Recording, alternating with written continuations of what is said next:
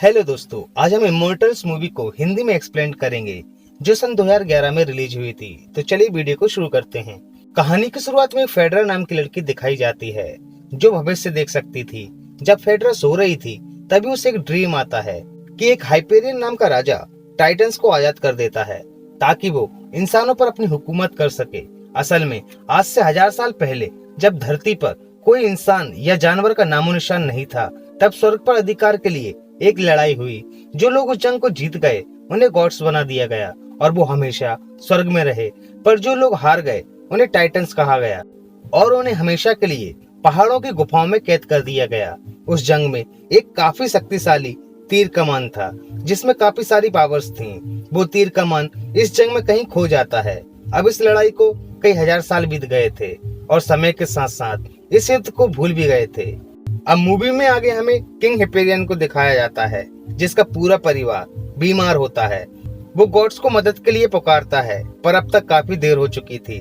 जब गॉड्स उसकी आवाज नहीं सुनते तो वो काफी गुस्से में आ जाता है और गॉड्स से नफरत करने लगता है और गॉड्स से बदला लेने की सोचता है। अब हिपेरियन के दिमाग में टाइटन्स को आजाद करने का ख्याल आता है ताकि वो गॉड्स से लड़ सके। पर टाइटन्स को आजाद करने के लिए उस तीर कमान का होना जरूरी था जिसके बारे में किसी को पता नहीं था। अब हिपेरियन फेडरा को अपने पास बुलाता है क्योंकि वो भविष्य देख सकती थी और वो बता सकती थी कि वो तीर कमान कहाँ है। अब हिपेरियन फेडरा को अपने कंट्रोल में कर लेता है। अब स्टोरी में आगे थीसियस को दिखाया जाता है जो अपनी माँ के साथ रहता है। थीसियस गॉड्स पर बिल्कुल भी विश्वास नहीं करता था पर उसकी माँ गॉड्स पर विश्वास करती थी और उनकी पूजा करती थी। पर थीसियस अपनी माँ से कहता है कि गॉड्स इस दुनिया में एग्जिस्ट ही नहीं करते। असल में थीसियस एक फाइटर था जिसे वहाँ के एक ट्रेनर ने उसे फाइटर बनाया था और लड़ना सिखाया था। अब उस गांव में कुछ सोल्जर आते हैं जो उस गांव के लोगों को बताते हैं कि हिपेरियन की सेना तुम पर हमला करने वाली है और तुम सभी को मार डालेगी, इसलिए हम सभी को माउंटेन्स की दीवार के पीछे चला जाना चाहिए। और वो सोल्जर्स ये भी कहते हैं कि हम बूढ़ों और बच्चों को कल अपने साथ लेकर जाएंगे। अब थीसियस अपनी माँ को अपने साथ लेकर बाकी लोगों के साथ माउंटेन के पीछे जाने लगता है।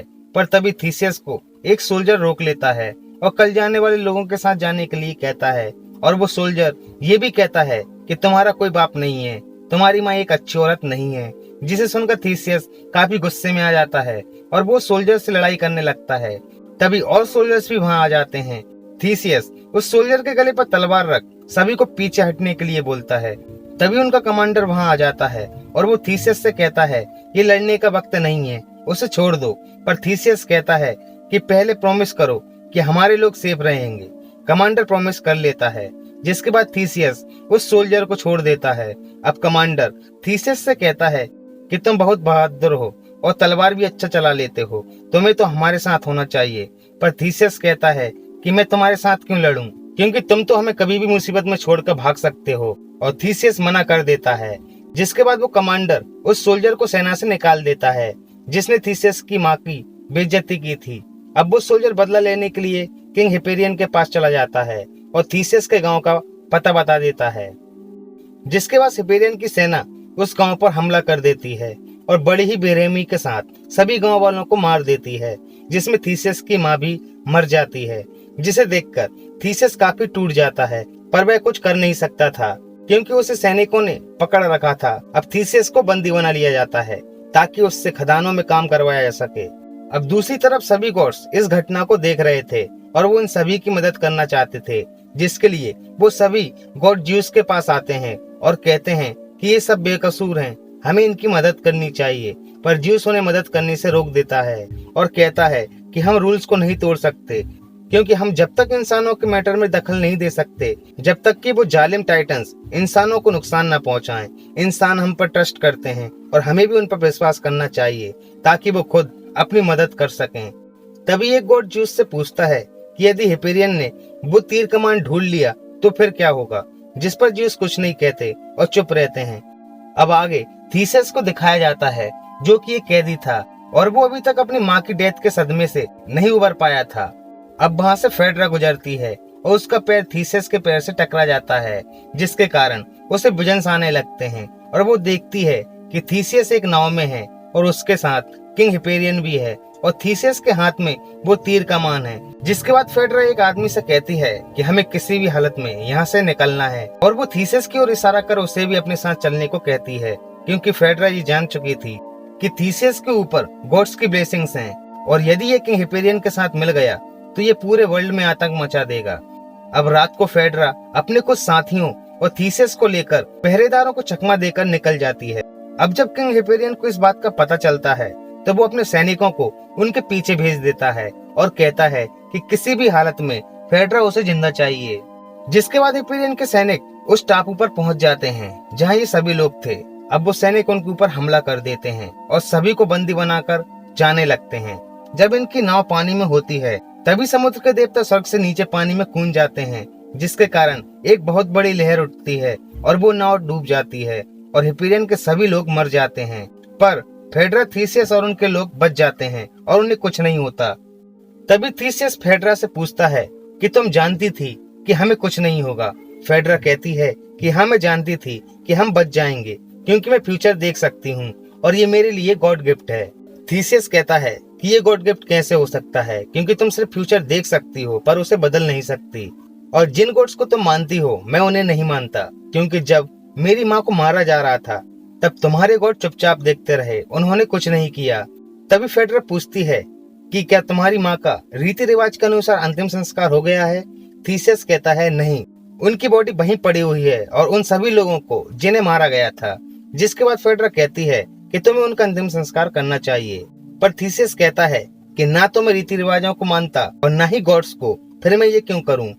पर फेड्रा कहती है कि तुम्हारी माँ तो मानती थी।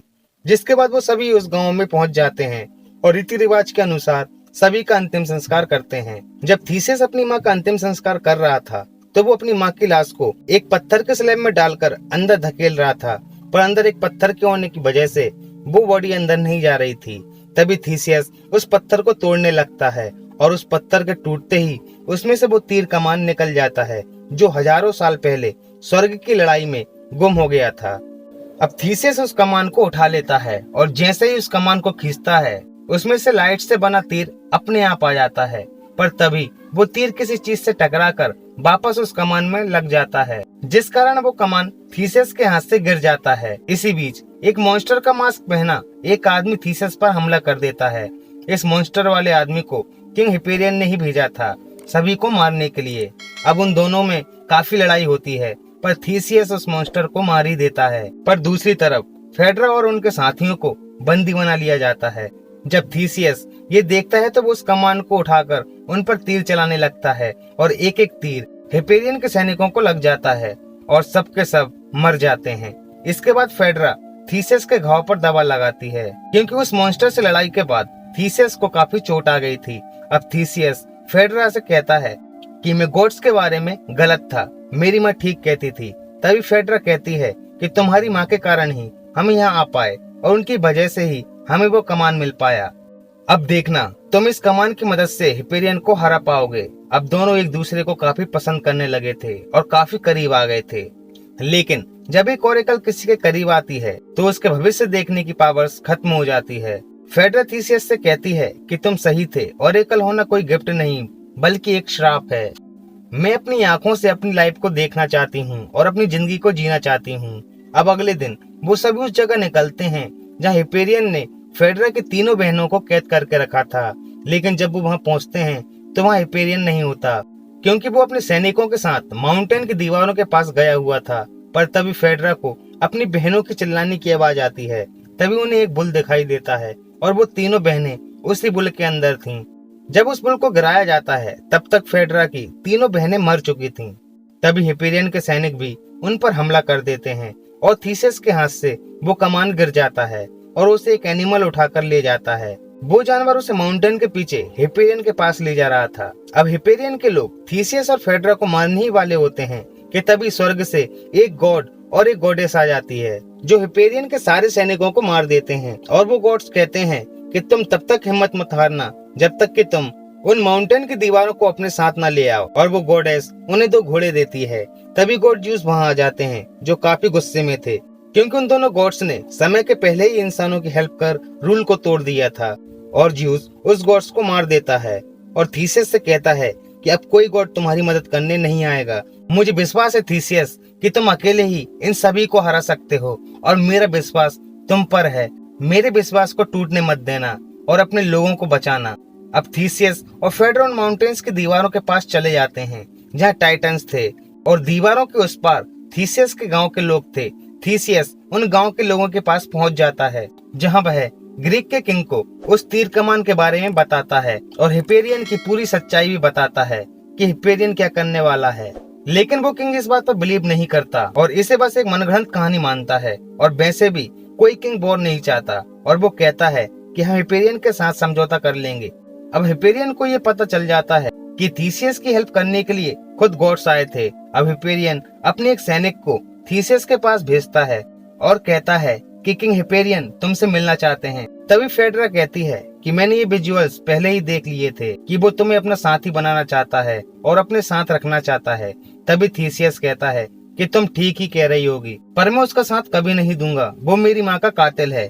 जिसके बाद थीसियस हिपेरियन के पास जाता है और उसे मार डालना चाहता है, पर उस वक्त काफी सैनिक हिपेरियन के आसपास होते हैं, इस कारण वो उसे नहीं मार पाता। हिपेरियन थीसियस से कहता है कि तुम मेरा साथ दो, मैं तुम्हें दौलत शोहरत सब दूंगा और तुम्हें एक इमॉर्टल बना दूंगा। थीसियस कहता है कि इंसान के काम इमॉर्टल होते हैं क्योंकि इस बॉडी को तो वैसे भी एक दिन नष्ट हो जाना है।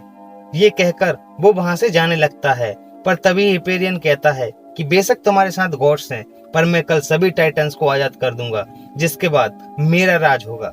अब थीसियस फेड्रा के पास आ जाता है और कहता है कि जो गॉड ज्यूस मुझसे चाह रहे हैं वो मैं कभी कर पाऊंगा या नहीं। जिस पर फेड्रा कहती है कि तुम अपने आप पर विश्वास रखो, गॉड्स ने बिल्कुल ठीक इंसान को चुना है। अगले दिन सुबह वॉर स्टार्ट हो जाती है। थीसियस के सारे लोग दीवार के उस पार होते हैं, लेकिन उस दीवार को तोड़ना काफी मुश्किल था। लेकिन हिपेरियन के पास वो कमान था और वो तीर चला देता है और वो दीवार जिसे तोड़ना काफी मुश्किल था वो एक झटके में तहस नहस हो जाती है, जिसे देखकर थीसियस के लोग डर जाते हैं और वो डर कर भागने लगते हैं।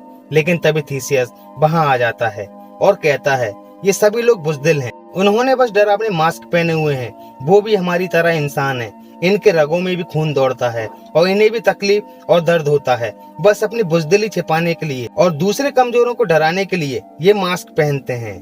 हम इनसे लड़ सकते हैं और इन्हें हरा भी सकते हैं। थीसियस की बातें सुनकर सभी में जोश आ जाता है और सभी हिपेरियन की सेना पर टूट पड़ते हैं और काफी खतरनाक वार स्टार्ट हो जाती है। इसके बाद हिपेरियन टाइटन्स को आजाद कराने के लिए उस गुफा की तरफ जाता है।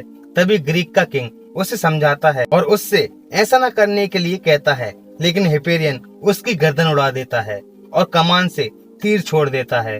पर तभी थीसियस और उसके साथी वहां आ जाते हैं हिपेरियन को रोकने के लिए, पर अब तक काफी देर हो चुकी थी और हिपेरियन तीर छोड़ चुका था। अब काफी तेज ब्लास्ट होता है और सभी यहाँ वहां गिर जाते हैं, पर थीसियस का एक साथी उस कमान को छुड़ा लेता है। पर अब तक काफी देर हो चुकी थी और सभी टाइटन्स आजाद हो चुके थे। वो साथी थीसियस से कहता है कि तुम जाओ, मैं इन्हें रोक लूंगा क्योंकि मेरे पास ये कमान है। पर वो टाइटन्स उस साथी को मार देते हैं। तभी स्वर्ग से सभी गॉड्स धरती पर आ जाते हैं इंसानों की हेल्प करने के लिए, क्योंकि गॉड्स का यही रूल था कि जब टाइटन्स इंसानों पर हमला करेंगे तो गॉड्स उनकी मदद के लिए आएंगे। अब गॉड्स और टाइटन्स में भीषण युद्ध होता है और गॉड ज्यूस उस कमान को तोड़ देते हैं ताकि भविष्य में कोई उसका इस्तेमाल न कर सके। और दूसरी तरफ थीसियस और हिपेरियन भी आपस में लड़ने लगते हैं। तभी हिपेरियन अपने खंजर से थीसियस को घायल कर देता है और दूसरी तरफ गॉड्स और टाइटन्स की लड़ाई में टाइटन्स भारी पड़ रहे थे क्योंकि टाइटन्स की तादाद ज्यादा थी और गॉड्स की कम। वो कई गॉड्स को घायल कर देते हैं और कई गॉड्स को मार भी देते हैं, जिसके बाद गॉड ज्यूस अपनी पावर का इस्तेमाल करते हैं और माउंटेन की दीवारों को तोड़कर गिरा देते हैं और माउंटेन टूटकर गिरने लगता है। और दूसरी तरफ थीसियस और हिपेरियन की लड़ाई में आखिरकार थीसियस हिपेरियन को मार ही देता है और कहता है कि मेरे अच्छे कामों को याद रखा जाएगा। अब गॉड ज्यूस इंजर्ड गॉडेस को लेकर वापस स्वर्ग की तरफ जाने लगते हैं।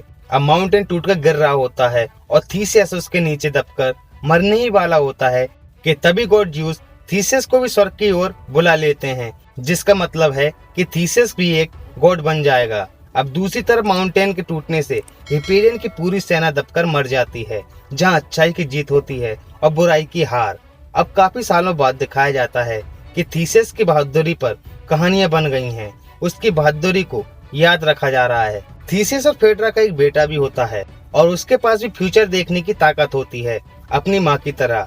जब वो बच्चा एक स्टैचू को हाथ लगाता है तो उसे फ्यूचर दिखाई देता है कि गॉड्स और शैतानों के बीच युद्ध चल रहा है। अचानक वहाँ एक बूढ़ा आदमी आ जाता है जो कि थीसिस का ट्रेनर था, जिसने थीसिस को फाइटर बनाया था। वो ट्रेनर असल में गॉड ज्यूस थे, जो इंसानी भेष में थीसिस को ट्रेन कर रहे थे। और वो उस बच्चे को कहते हैं कि बहुत जल्द तुम अपने पिता के साथ मिलकर शैतानों से युद्ध करोगे, क्योंकि वॉर कभी भी स्टार्ट हो सकती है। और यहाँ फिल्म का एंड हो जाता है। तो दोस्तों, आपको ये वीडियो कैसी लगी कमेंट कर जरूर बताना। अगर वीडियो अच्छी लगी हो तो इसको लाइक करना और शेयर भी करना। मिलते हैं एक और नई वीडियो में, तब तक के लिए नमस्कार और वीडियो देखने के लिए धन्यवाद।